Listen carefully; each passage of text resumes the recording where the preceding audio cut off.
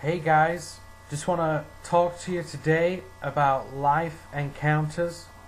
You know, we hear it so many times in the Christian circles, we hear it so many times in the big world about having a life encounter, having life enhancement.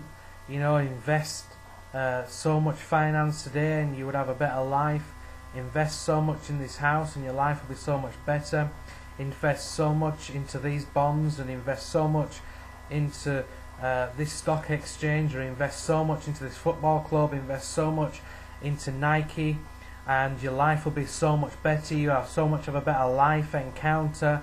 You'll be able to live life to the full. You'll be able to holiday twice a year. You'll be able to live in a big mansion.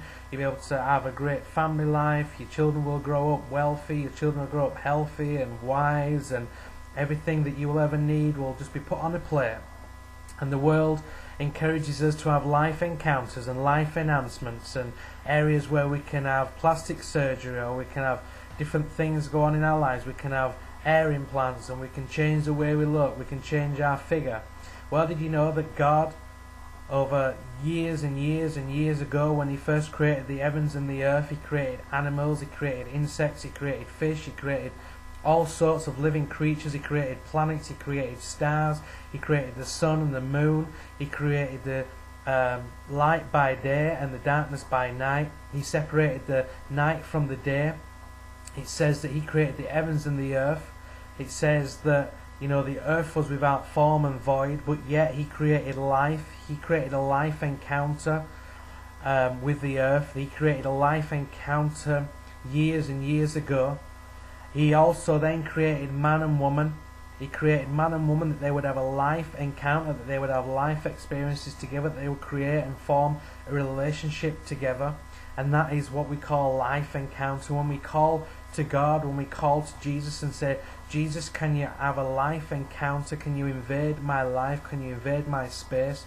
We're basically asking for God to come into our life. We're asking for God to invade our life. We're asking for God to bring life in a new way. We're asking for God to encounter our life.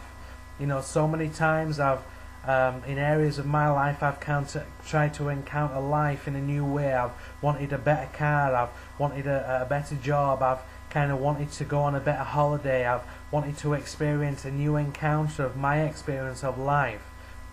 But you know that Jesus Christ came into the world over 2,000 years ago, that you would have life, and life in all its fullness, and life more abundant. Did you know that He came to have a life encounter with you and with me, Denver Thompson, as an individual? That He actually came to encounter people on earth, that He came to create peace and not war, that He came to take our sadness and create joy, that He came to create peace and joy and happiness instead of hatred and pain. That over 2,000 years ago Jesus Christ died on a cross to give us a life enhancement, that we would have life and life in all its fullness. The Bible says that Jesus Christ came into the world to save sinners, to create, to take man away from sin, and to take sickness away from man, that man would live life and a life encounter. You know, so many times I look around the world, I look around England and the USA, I look around Europe, and it's kind of like we want to fit our life encounter, we want to fit God, and we want to fit Jesus, we want to fit church and our life and things into our own little space. It's kind of, we work 9 till 5, we work 6 or 7 days a week, and we kind of leave Jesus on the back shelf, we leave God on the back shelf. So many times in life that we forget about God. You know, so many times in life we forget about how far God has brought us to. So many times in life we forget about the faithfulness of God.